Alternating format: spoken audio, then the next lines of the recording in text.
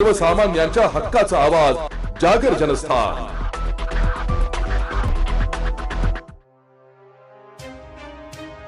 मनमाड येथील नगर परिषदेच्या उपनगराध्यक्ष पदासाठी झालेल्या निवडणुकीत भाजपाचे एकमेव नगरसेवक असलेले मुकुंद एळिंजे यांची बिनविरोध निवड झाली आहे। उपनगराध्यक्ष पदासाठी एळिंजे यांचा एकमेव अर्ज आल्यामुळे पीठासीन अधिकारी नगराध्यक्ष योगेश पाटील यांनी त्यांची बिनविरोध निवड झाल्याचं जाहीर केलंय। शिवाय पालिकेच्या या विशेष सभेत स्वीकृत नगरसेवक म्हणून मयूर बोरसे यांची वर्णी लागली।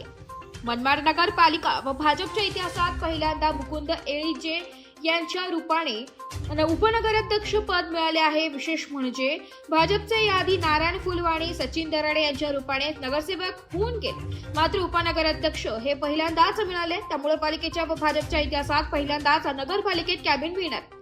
शिवसेना शिंदे गट व मित्र पक्षांच्या अनेकांना तिकीट मिळेल ही अपेक्षा होती, मात्र आमदार कांते यांनी अनेकांचा पत्ता कट करत नव्या चेहऱ्यांना संधी दिली।